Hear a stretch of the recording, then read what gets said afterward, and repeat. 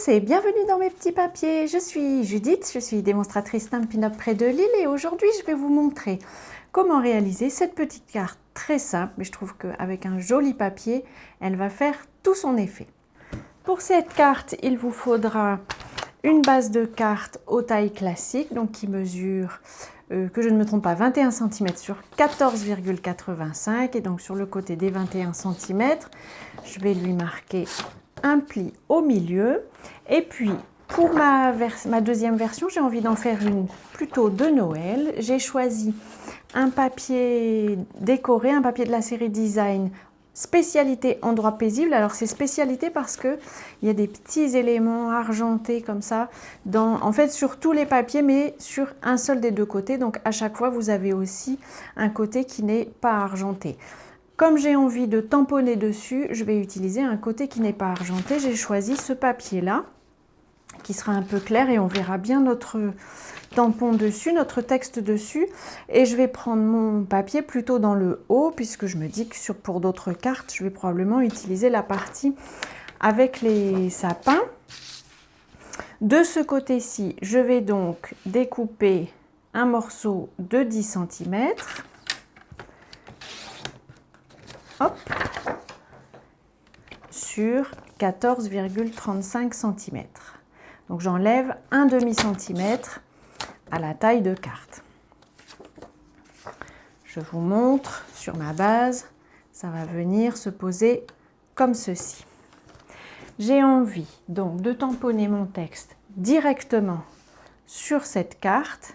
Et comme ça va conditionner le positionnement de mes rubans, je vais commencer par le tamponner. J'ai pris un tampon qui dit meilleurs vœux et qui vient du set de tampons Noël inoubliables. Comme le papier de série Design, ils viennent tous les deux du catalogue, du mini catalogue juillet-décembre, je pense qu'il s'appelle. Celui où se trouvent l'automne et Noël. Je vais tamponner en memento, donc c'est une encre noire. Et alors, avant de tamponner directement sur mon papier, je vais tamponner sur mon brouillon en essayant de tamponner droit pour voir si j'ai besoin de modifier un petit peu. Il faut peut-être que je baisse un petit peu vers la droite. Et comme ça me semble bien. Donc, je vais faire la même chose sur mon papier. Je réencre bien, je place mon papier bien horizontal pour ne pas être perturbé visuellement. Et puis je vais le tamponner à peu près ici. Là sur ce motif en plus, je suis un peu aidée par les illustrations. J'espère juste qu'elles ne vont pas me trahir. Non, ça me va bien. Parce qu'évidemment, si on a des illustrations droites et qu'on a tamponné un petit peu de travers, là, ça va se voir très fort. Je vais pouvoir coller ce morceau directement sur ma carte, sur ma base de carte.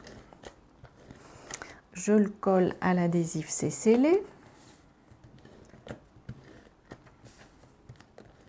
Hop, directement sur ma carte.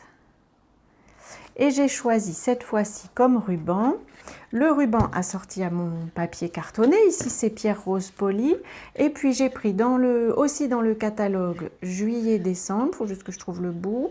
Le voici. Un ruban que je trouve très joli. Regardez-moi ça. Ça va être sympa. Il s'appelle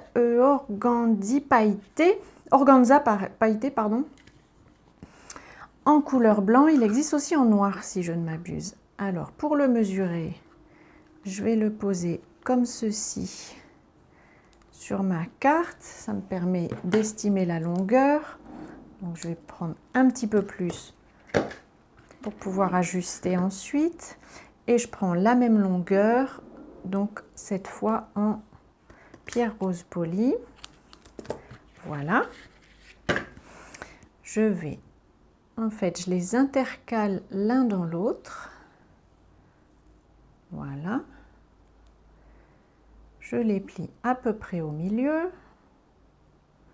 Ça n'a pas forcément besoin d'être au millimètre. Je les décale comme ceci. Et puis, je vais pouvoir les poser ici. Ça me va bien. Alors, je vais poser le premier avec un point de colle que je vais peut-être ramasser. J'arrive mieux à les ramasser avec la pointe. Hop. Et donc je vais le poser, oui, ici, ça me va bien. J'y mets mon premier lot de rubans. Et en fait, comme ce sont des rubans un peu, je ne sais pas bien comment expliquer, un peu ajourés, la colle tient à travers.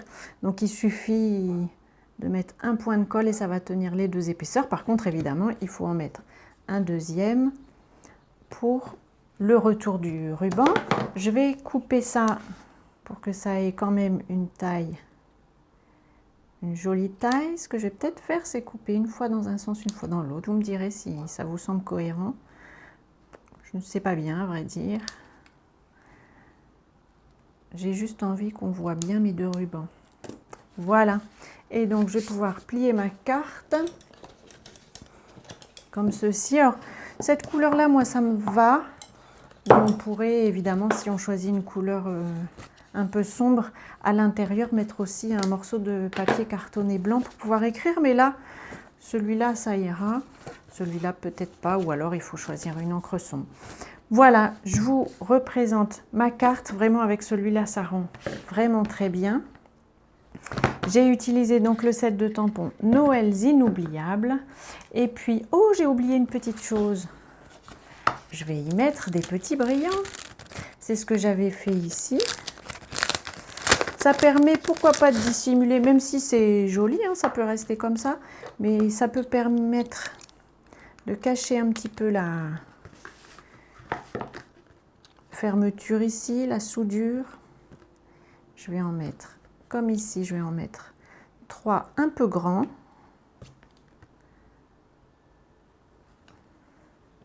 Le troisième va dépasser, mais ce n'est pas grave. Hop, comme ceci. Et puis si on a envie, on pourrait en mettre aussi des petits sur la carte. Là, pourquoi pas. Je pense que je vais la laisser comme ça. Voilà, cette fois-ci, elle est terminée pour de vrai. J'espère qu'elle vous aura inspiré, donné envie de faire les vôtres sur d'autres thèmes, pourquoi pas. Je vous donne rendez-vous à notre prochaine rencontre. Et bien entendu, d'ici là, je vous souhaite de passer de belles journées créatives. Et je vous embrasse.